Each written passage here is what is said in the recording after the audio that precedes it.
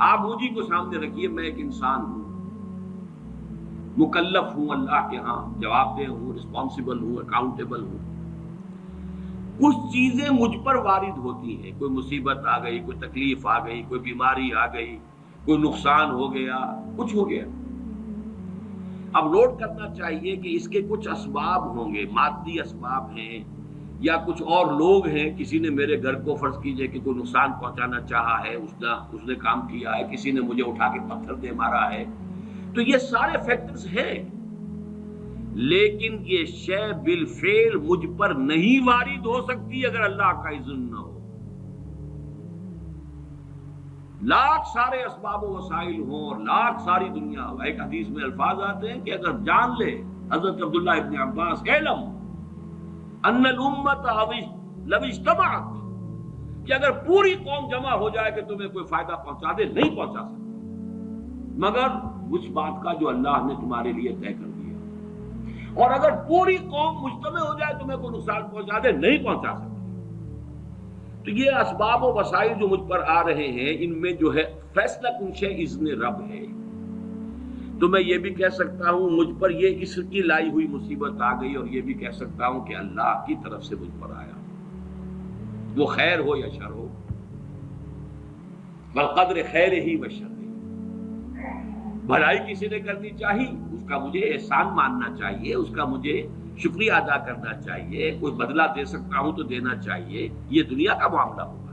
اسی طرح کسی نے مجھے نقصان پہنچایا، میں قصاص لے سکتا ہوں، قانونی طور پر مجھے اس کا حق حاصل ہے، لیکن یہ جان لیجئے کہ یہ اچھائی یا بھلائی مجھ تک نہیں آ سکتی تھی بغیر اذن رب۔ تو اذن رب شامل ہو گیا نا، تو میں اس کو شامل کر رہا ہوں، والقدر خیر ہی و شر ہی من اللہ تعالی۔ دوسری طرف میں کچھ کام کرنا چاہتا ہوں، اچھا یا برا جو بھی ہے، یا کوئی میرا منصوبہ ہے بہت بڑا، اب اس میں ایک تو میرا ارادہ ہے جو میرے اندر سے نکلا، ہزارہا عناصر ہوں گے کہ جو اس کے اندر انوالوڈ ہوں گے، بہت سے مادی وسائل اس کے لیے درکار ہوں گے، اسباب نہ ہو جمع تو یہ کیسے کام شروع ہو سکتا ہے؟ اسباب کرے جمع، خدا ہی کا یہ کام، یہ عزم تیرا، یہ مجھے الفاظ پھر یاد آ گئے وہی اکبر الہ آبادی کے، یہ میرے دروس میں اشعار بہت آئے ہیں، اب کچھ ذہن سے اوجل ہو گئے۔ یہ عزم تیرا سعی سے دمساز ہو کیوں کر، عزم تو ہے، عمل کیسے ہو؟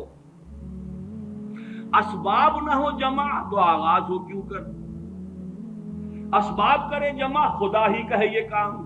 طالب ہو تو خدا سے، تو دعا ہی کا ہے یہ کام۔ یہاں پر بھی ایک فیکٹر ابھی اکبر الہ آبادی کی نگاہ سے بھی اوجل ہے۔ دیکھیے میرا ایک عزم ہے، میرا ایک ارادہ ہے، اس کے لیے کوئی مادی وسائل، کچھ لوگوں کا تعاون درکار ہے، وہ بھی اللہ کے کنٹرول میں ہے، اللہ چاہے گا تو آئے گا۔ پھر بالآخر کسی شے کا پورا ہو جانا،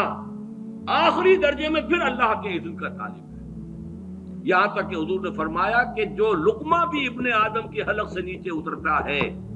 اب وہ سارا آپ نے اس کے لیے کمائی کی، محنت کی، وہ کھانا پک گیا، آپ کی اہلیہ نے پکا لیا گھر پہ، اب یہ لقمہ اتر رہا ہے، اس وقت بھی اللہ سے اذن چاہتا ہے کہ میں اس کے حق میں غذا کا کام دوں یا زہر بن کر لڑ دوں۔ لہذا میں یہ بھی کہہ سکتا ہوں کہ یہ کام اس طرح ہو گیا، میرے کرنے سے ہو گیا، ان اسباب سے ہو گیا، ان مددگاروں کی مدد سے ہو گیا، اور یہ بھی کہہ سکتا ہوں کہ یہ کام میں نے نہیں کیا، اللہ نے کیا۔ صرف جو ہمیں تلقین کی گئی ہے وہ یہ ہے، خیر وجود میں آ جائے تو اسے اللہ کی طرف منسوب کرو۔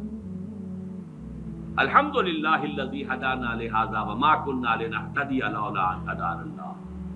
قل حمد، قل شکر، قل تعریف اس اللہ کی جس نے ہمیں ہدایت عطا فرمائی، ہم ہرگز ہدایت نہ پا سکتے اگر اللہ ہمیں ہدایت نہ دے۔